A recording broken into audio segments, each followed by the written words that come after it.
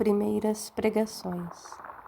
Nos primeiros dias do ano 30, antes de suas gloriosas manifestações, avistou-se Jesus com o Batista, no deserto triste da Judéia, não muito longe das areias ardentes da Arábia. Ambos estiveram juntos por alguns dias, em plena natureza, no campo ríspido do jejum e da penitência do grande percussor. Até que um mestre divino, despedindo-se do companheiro, demandou o oásis de Jericó, uma bênção de verdura e águas entre as inclemências da estrada agreste. De Jericó, dirigiu-se então a Jerusalém, onde repousou ao cair da noite. Sentado como um peregrino nas adjacências do templo, Jesus foi notado por um grupo de sacerdotes e pensadores ociosos, que se sentiram atraídos pelos seus traços de formosa originalidade e pelo seu olhar lúcido e profundo. Alguns deles se afastaram sem maior interesse, mas Hanã, que seria mais tarde o juiz inclemente de sua causa, aproximou-se do desconhecido e dirigiu-se-lhe com orgulho. Galileu, que fazes na cidade?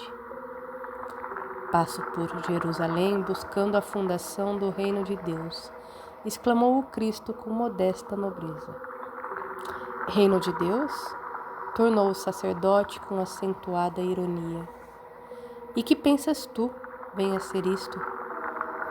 Esse reino é a obra divina no coração dos homens, esclareceu Jesus com grande serenidade.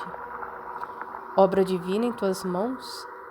Revidou Hanã, com uma gargalhada de desprezo, e continuando as suas observações irônicas, perguntou: com que contas para levar avante essa difícil empresa?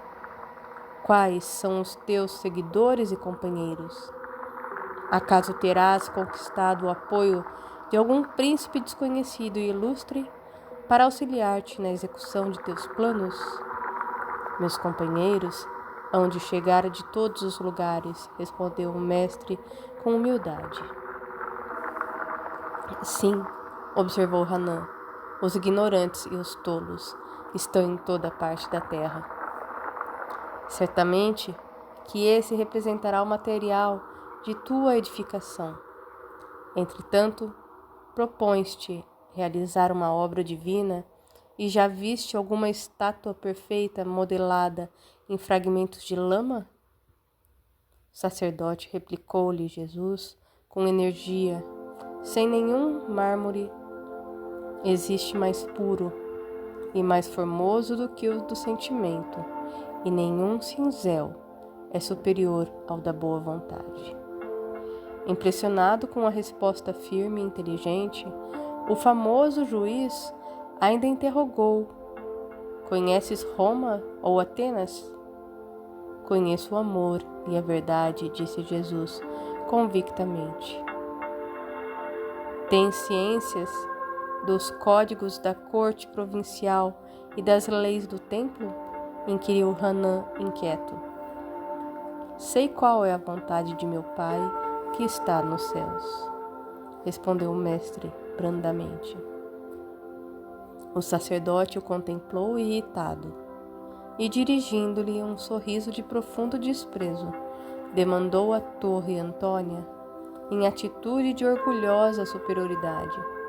No dia seguinte, pela manhã, o mesmo formoso peregrino foi ainda visto a contemplar as maravilhas do santuário, antes alguns minutos de internar-se pelas estradas banhadas de sol a caminho de sua Galileia distante.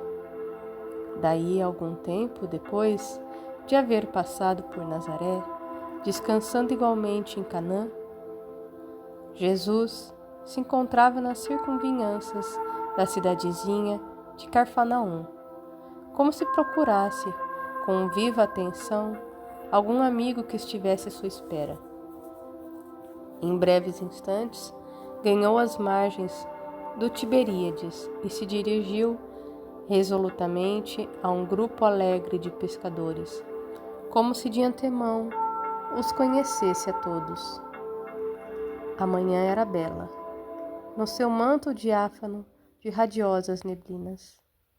As águas transparentes vinham beijar os lelombros da praia, como se brincassem ao sopro das virações perfumadas da natureza. Os pescadores entoavam uma cantiga rude e, dispondo inteligentemente as barcaças móveis, deitavam as redes em meio de profunda alegria. Jesus aproximou-se do grupo e, assim que 2 deles desembarcaram em terra, falou-lhes com amizade. Simão e André, filhos de Jonas, venho da parte de Deus e vos convido a trabalhar pela instituição de seu reino na terra. André lembrou-se de já o ter visto nas cercanias de Betsaída e do que lhe haviam dito a seu respeito, enquanto que Simão, embora agradavelmente surpreendido, o contemplava enleado, mas quase a um só tempo, dando expansão aos seus temperamentos acolhedores e sinceros, exclamaram respeitosamente: "Sede bem-vindo." Jesus então lhes falou docemente do Evangelho, com um olhar encendido de júbilos divinos. Estando muitos outros companheiros do lago a observar de longe os 3, André, manifestando a sua tocante ingenuidade, exclamou comovido: "Um rei? Mas em Cafarnaum existem tão poucas casas." Ao que Pedro obtemperou, como se a boa vontade devesse suprir todas as deficiências. O lago é muito grande e há várias aldeias fecundando as águas. O reino poderá abrangê-las todas. Isso dizendo, fixou em Jesus o olhar perquiridor, como se fora uma grande criança meiga e sincera, desejosa de demonstrar compreensão e bondade. O Senhor esboçou um sorriso sereno e, como se adiasse com prazer as suas explicações para mais tarde, inquiriu generosamente: "Quereis ser meus discípulos?" André e Simão se interrogaram a si mesmos, permutando sentimentos de admiração embevecida. Refletia Pedro: que homem seria aquele? Onde já lhe escutara o timbre carinhoso da voz, íntima e familiar. Ambos os pescadores se esforçavam por dilatar o domínio de suas lembranças, de modo a encontrá-lo nas recordações mais queridas. Não sabiam, porém, como explicar aquela fonte de confiança e de amor que lhes brotava no âmago do espírito. E sem hesitarem, de uma sombra de dúvida, responderam simultaneamente: "Senhor, seguiremos os teus passos." Jesus os abraçou com imensa ternura, e como os demais companheiros se mostrassem admirados e trocassem entre si vitérios ridicularizadores, o mestre, acompanhado de ambos e de grande grupo de curiosos, se encaminhou para o centro de Cafarnaum, onde se erguia a intendência de Antipas. Entrou calmamente na coletoria e, avistando um funcionário culto, convencido publicano da cidade, perguntou-lhe: "Que fazes tu, Levi?"